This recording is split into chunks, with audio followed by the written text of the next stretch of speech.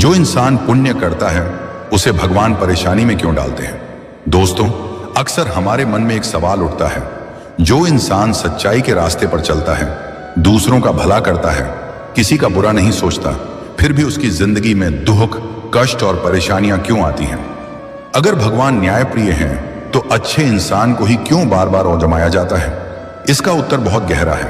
सबसे पहली बात, परेशानी सजा नहीं, परीक्षा होती है। भगवान कभी भी पुण्यात्मा इंसान को दंड देने के लिए कष्ट नहीं देते, वे उसे परखते हैं। जैसे सोना आग में तपकर ही शुद्ध होता है, वैसे ही इंसान कठिनाइयों से गुजरकर ही महान बनता है। भगवान जानते हैं कि यह इंसान टूटेगा नहीं, इसलिए उसे मजबूत बनाने के लिए कठिन रास्ता देते हैं। दूसरी बात, कर्मों का हिसाब केवल इस जन्म का नहीं होता।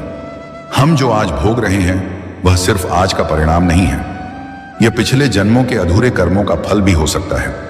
पुण्य करने वाला इंसान उन पुराने कर्मों को जल्दी काट लेता है, इसलिए कभी कभी ऐसा लगता है कि अच्छे इंसान को ही ज्यादा दुख मिल रहा है, जबकि सच यह है कि उसके बुरे कर्मों का हिसाब जल्दी साफ किया जा रहा है। तीसरी बात, भगवान रास्ता आसान नहीं करते, इंसान को ताकतवर बनाते हैं। भगवान ये वादा नहीं करते कि तुम्हारी जिंदगी में कभी दुख नहीं आएगा। वे यह वादा करते हैं कि जब दुख आएगा तब वे तुम्हें उसे सहने की शक्ति देंगे। पुण्यात्मा व्यक्ति को भगवान धैर्य, समझ और विवेक देते हैं ताकि वह हर हाल में सही रास्ते पर बना रहे।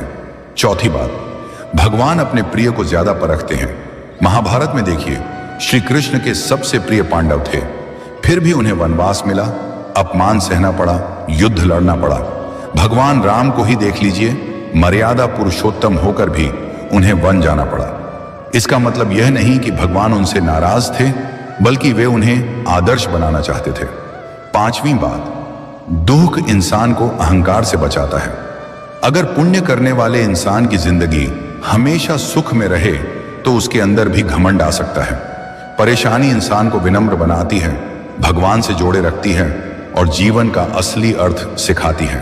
अंत में याद रखिए, भगवान देर करते हैं, अंधेर नहीं। पुण्य कभी व्यर्थ नहीं जाता।